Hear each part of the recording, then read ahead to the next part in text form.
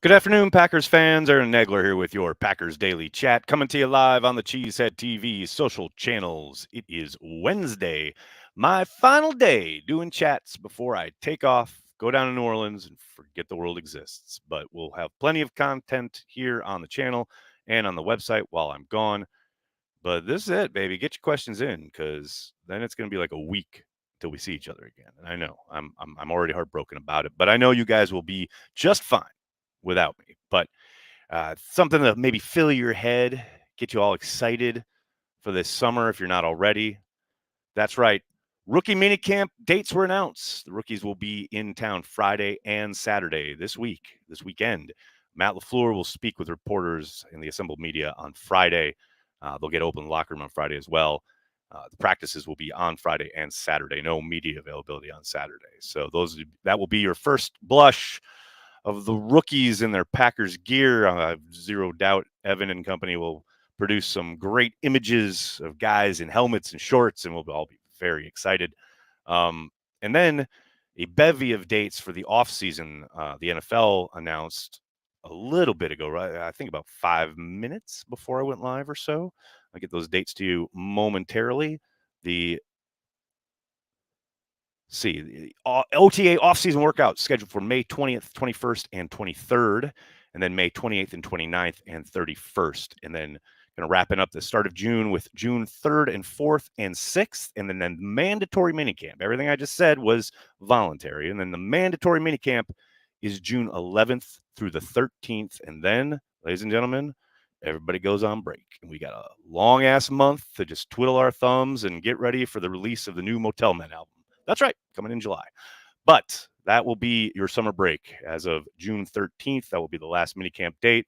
Gotta suspect there's a good chance Matt LaFleur will have some kind of team bonding exercise as they normally do at the end of minicamp. So we're on our way, baby. The draft is behind us. The offseason stretches out before us. The rookies will be, like I said, in town this weekend. And one rookie in particular has me really excited after spending the day looking at some of his tape. MarShawn Lloyd.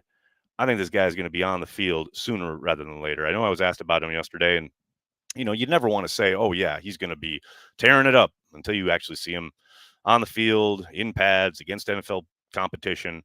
But man, I cannot contain my giddiness watching this kid. I think there's zero doubt in my mind. We've heard Matt talk quite a bit this offseason about wanting to get the running backs involved in the passing game.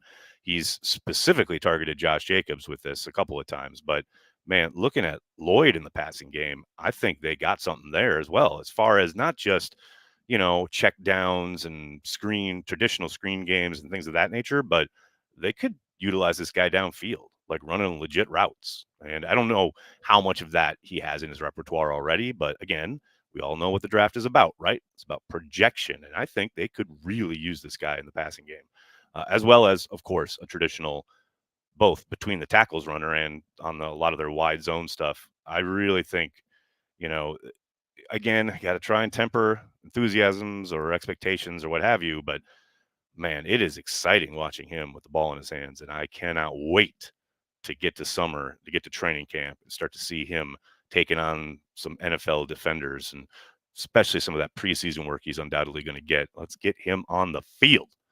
Excited about it. I'm excited about everyone being here on a Wednesday afternoon. Hope you're all doing well. Good to see everybody mixing it up already, including Ed. Thank you for the super chat, man.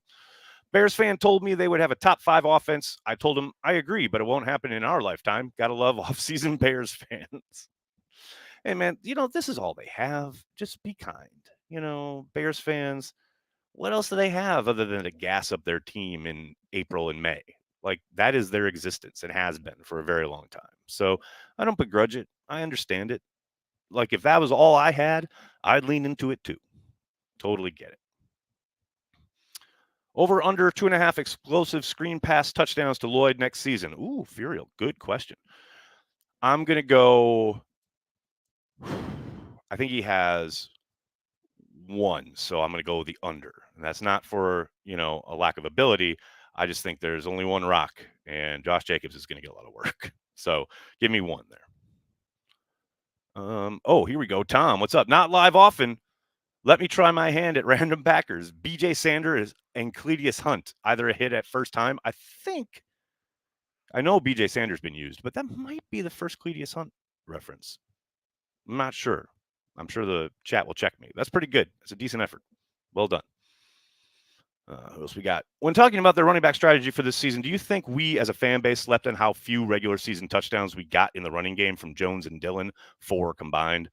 Tom, I do not doubt for a moment that is something that the staff is looking at and trying to, find ways to be a little bit more productive in that regard, maybe giving those guys a few more chances.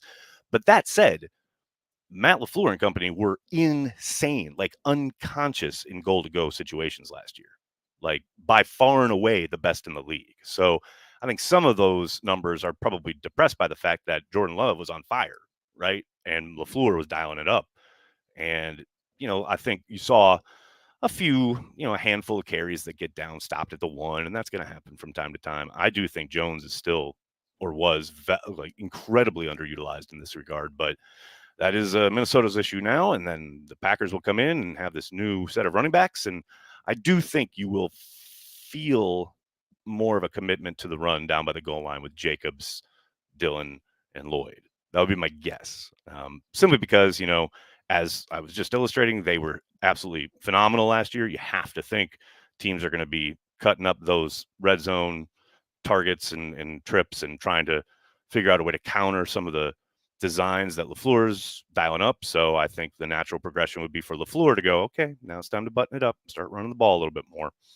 We'll see, but I do think, yeah, they'll probably get a few more sniffs at the end zone, would be my guess. What team bonding activity would you choose for guys if they asked you? Hello to Dennis. That's a good question, Matt. Man, I don't know. Roller skating, probably, just because it'd be funny to watch them try. Although I'm sure there's some kind of insurance waiver that won't allow them to do it. Joey, what's going on, man? Thanks for the super chat. Evan Williams wearing 33 too soon, or is he the next Micah Hyde? Man, I have seen is he the next Micah Hyde like 100 times already, and the dude is like not even been a Packer for a week. I understand the excitement, but can we just slow the roll just a little bit? I think Wes Hod has played into this as well. So, yeah, look, loving it, excited for it. Love the comparison as far as the upside goes, but can we just get him on the field first? Just for little old me, a little something. But yeah, but can you imagine? Can you imagine if they hit? And look, it's not like Micah Hyde came into the league as Michael Hyde, right? Like he had a growth period. He had a developmental time over those first 3 years or so before he became, oh, damn, this kid's pretty good, right? So anyone expecting Williams to come in and just be vintage Micah Hyde, I think just got to slow down just a little bit. Just a little bit. Ooh, good one, Andrew. Random Packer, Mike Pryor. Excellent choice. Juan, what's up? Thanks for the super chat. 10 and depth of this team will take us to Nolans. That's funny because Southwest is taking me to Nolans tomorrow. I do think they have a recipe here. They have the ingredients necessary for, putting it together, developing along the way, especially on the defensive side of the ball, and then hopefully hit their stride, so to speak, early December, get into the playoffs and make some noise, right? Look, you got to get a few breaks along the way. Every champion does. But look, I love their chances. Sitting right now looking at the roster, yeah, there's no doubt they should be at least competing, getting into the playoffs and making, somewhat of a run, hopefully all the way. Taylor, thanks for the super chat, man. Random Packer, Eddie Lee Ivory. Enjoy your much-deserved vacation. Thank you, Taylor. And Eddie Lee Ivory is absolutely fantastic. And I think that might be the first time he's been mentioned as a random Packer. He was an absolute hero of mine when I was growing up. When I was pretending to be Lynn Dickey, I was pretending to hand the ball to Eddie Lee Ivory. Good times. John Simitovich, how you doing, man? Love the back and forth with you on X last night. So who do you hate more, Cubs, Bears, Vikings, or Pacers? Tyrese is a Green Bay fan. A lot of ball game left. Oh, I don't really hate the Pacers. I just thought it was hilarious that they couldn't close down the Bucks last night, against a team that was pulling out fans who had won contests probably earlier that day to get some minutes. And they had the opportunity to slam the door on Milwaukee and couldn't do it. So that was just funny to me. I don't really hate them at all, or their fans, really. Yeah, but if Cubs, Bears, Vikings, it's Vikings, and it's not even close. It's not even close. Like, I know we're going to have some fun this weekend in Brewers being in Wrigley Field and all, but Nothing that transpires in a Cubs Brewers series will ever even begin to approach the level of toxicity I feel and imbibe during a showdown with the Vikings between the Packers and Minnesota. That's just, there's nothing compares. Jeezy Baby, what's going on, man? Play action, fullback flat would be my go-to every goal to go opportunity. I love it. The problem is if you get someone, and you're obviously using Madden terminology here, someone who loves to load up on heavy pressure, and then you turn, and then every once in a while there's a really good nano blitz where you can essentially just hit the quarterback even as he's turning, and man, I can't take that chance. So I do like the fullback or tight end in the flat in goal to go situations. Those are fun. It's always a good opportunity there. Matthew, how are you, sir? Evening, Nags. Wanted to say thank you for the draft coverage. Cheers for an amazing 3 days. Apologies for the radio silence. Wife and work interrupt. Matthew, I know you're out there carrying the G. I know you're across the pond telling everyone they're going to go 17-0 this year. I know. I feel it. Never need to apologize, man. And thank you so much. John Simitovich, what's up? Enjoy Kingfish. Not jealous. He is elite. Everyone's telling me how amazing he is. I can't wait. I'm very excited. Going to be all Friday, all Sunday. Saturday, we're taking a little bit of a break, but I'm very excited. Peter, thank you for the super chat. What's the rationale for people saying the kickoff will be more exciting? I understand how the new formation could yield that. Well, there are context clues here. Were you excited about the kickoff going into or out of the end zone every single time, or at least 90% of the time? At least now there's a play, and hey, if you got someone like Keyshawn Nixon, you got a chance, man. You got a chance to have an exciting play. So yeah, it's a chance for excitement rather than, all right, we're back from commercial.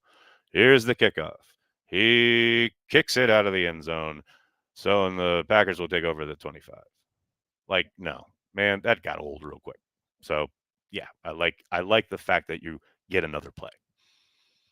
Soder, what's up? Every rookie potential higher than random Packer Jim Gueno. Let's hope so. Rai, thanks for the super chat. Would Packers have beat Chiefs in 2020 Super Bowl? Ooh, damn. If they had been able to solve left tackle, that would have been hard, though. I don't know, man. The way they were banged up front against Chris Jones, that's a tough one for me, man. I think they would have it would have been a game. Absolutely would have been a game. But yeah, just the same thing that basically killed them against the Bucs was most likely going to kill them against the Chiefs. So I don't know, man. It's a tough one. Joey, what's up? You going to New Orleans tomorrow? We'll be there with you and all Packers fans in February, I hope. In all seriousness, have a good week, Aaron. You deserve it. Thank you so much, man. Really appreciate it. Jonathan Levin, thank you so much for the generous super chat.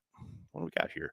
Big fan, random question. Were past Packers staffs more open to player position changes than most teams, or was that common in the league? Felt like we always used to try guys at new positions. And random Packer, Herb Waters. Oh, outstanding pull. Herb Waters up in here. Awesome. Yeah, I don't know, Jonathan. That's a good question. I think it's one of those feel things. It does feel like there was a bit more experimentation, right? And maybe that is, a product of McCarthy's staffs and even hell, even Mike Sherman's staffs back in the day. I don't know. I feel like they probably just trust their evaluation, and between working with Matt's crew and then the personnel people, I think a lot of the, is he this or is he that, probably happens in the process of acquiring the player. And then it's about getting them in the program and developing them. But I don't know. More open to player position changes. Maybe a little bit. I know the big driver or kind of conversation piece in this regard last couple of years was Rasul Douglas potentially moving to safety, right? And as far as I know, they never, ever, ever considered it. So that was something that I think outside the building was very, I don't know. I'm not going to say apparent because I don't think it's, he should be a safety or anything like that. But I do think that was something that would have been interesting to see them try it. outside of the one kind of stretch in training camp where he played back there because Savage was injured or whatever, But yeah, I do think they've been a little less prone to doing that kind of thing. Jerry, thanks for the super chat. Nags, a shout out to your daughters who probably gave up their pizza night with dad last weekend, put towards next pizza. Oh, thank you, Jerry. We actually had a kind of make up and or get ahead of it pizza night last night. We had a ball. I put it out there on Twitter, but I was dying laughing because Madeline, my oldest, was like, "Oh, I really want to move to London. The energy there is great. The people, they just understand me so much better than here in New York or in America. And I just love the energy of London." And literally, like, perfect timing, comedic pause. And then Olive says, "I want to move to Wisconsin, grow old, and be left alone." It's like, those are definitely my kids. Good times. Good times. Cheeto, how you doing, man? I got to tell you, it is so great to now be able to put a face and name and voice to your super chats after you said hello during the draft. Thank you so much for doing that. I'd like a Cheesehead TV shirt with Matt LaFleur's face and 17-0 underneath, not referring to regular season wins, but record against the Bears at that time. I love this idea. Hell, we should just put out a new shirt every time he beats the Bears. Like right now, it'd be LaFleur's face and 10-0, right? And then 11-0. And every time they win, we get a new shirt. I don't think that's a bad idea, actually. I think that's a lot of fun. I mean, it might take a while for the mail to get there. By the time you get the 11-0, like the 12-0 may already be ready. What else we got? Is Josh Neiman practicing kicking off with his new team? I don't know, Mick. That's a good question. I'll have to scour the Panthers beat to get that news. Evernight, thanks for the super chat. What are your thoughts on Coach LaFleur going into this season versus his first year here? Random Packer Corin Robinson. Robinson's a legend, a Packers legend, no doubt about it. What are my thoughts on Coach LaFleur going into this season versus his first year here? I think he's got a command of the position, like being the head coach, in a way that I didn't see coming. Like, he certainly, first time head coach with a superstar at quarterback who very much was the face of the building. The transition that he's kind of undergone as very clearly the guy that everyone's looking at for answers, as opposed to like, well, what does Aaron think? He's really taken over in a way that has been a pleasant surprise, I think, because you never really know. The guy's been a coordinator a couple times, had really bounced around a bit, and you heard good things, but it's not like that offense in Tennessee was gangbusters that one year he was calling plays, and then he gets to Green Bay, and there's the Aaron Rodgers kind of part of it, right? But man, they've won a lot. And I think his temperament, and I've talked about this before, the thing that I find most impressive about Matt when it comes to being the head coach of the Green Bay Packers is his ability to press the right buttons at the right time more often than not when it comes to not just the entirety of his squad, but individual guys. And he knows when to push, and he knows when to give them a break, and he knows when they need rest and recovery, and he knows when they got to, he has to get after them. And I think the youth movement last year really brought that to the fore. As far as, I mean, this is a team where the powers that be, whether that's Murphy or Brian Gutekunst or whoever, there was clearly at some point had to have been some kind of conversation about, look, we are going to rip the Band-Aid off here. We are going to jettison all the veterans. We are going to go super young to go along with this first time starter at quarterback. Go make it work, and he did. Damn if he did not do that in a fucking great high level way.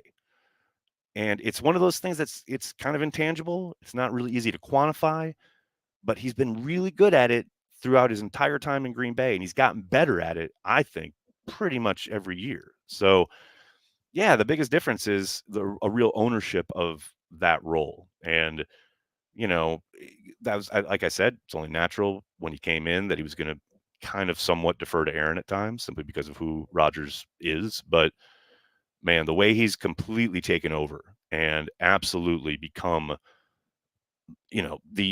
I would say the face of the building right now. I know Jordan's up and coming, but it's Matt's show, and that is very clear now. What else we got here, folks? Tim, thanks for the super chat. Nice work on the draft this year, Nags. Now it's time to get us as far away from professional football as possible. Chicago would be perfect. Tim is here all week. Tip your waitress. Try the veal.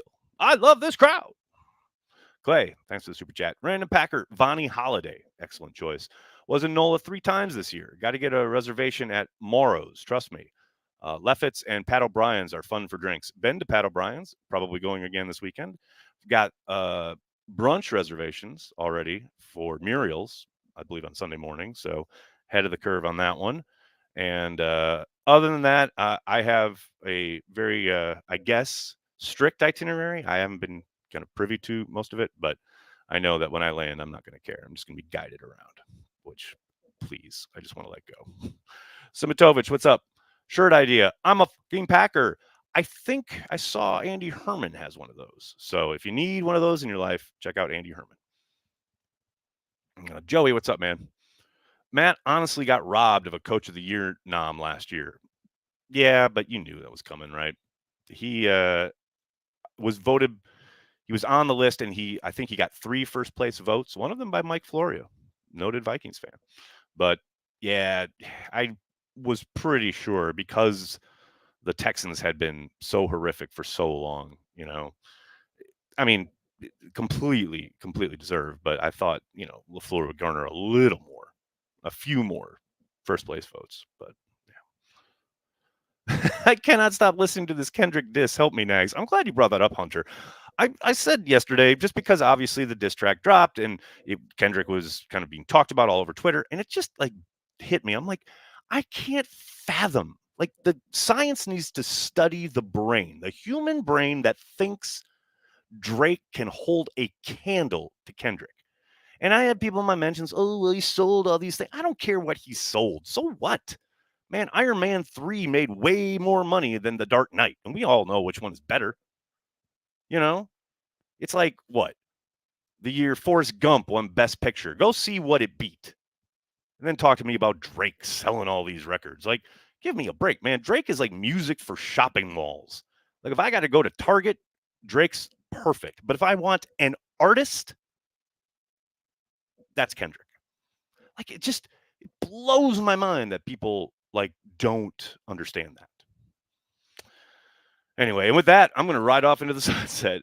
Can't thank you guys enough hanging out, talking Packers each and every day, Monday through Friday, right here on the Cheesehead TV social channels. Please do me a monster favor. Hit like on the video, subscribe to the channel, and then tell your friends, tell your family, Cheesehead TV. We are devoted to Green Bay Packers fans worldwide. Thanks a lot, everybody. Have a good time while I'm gone. Keep the place nice. I'm going to be checking in. I'll see you next week. Go Pack Go.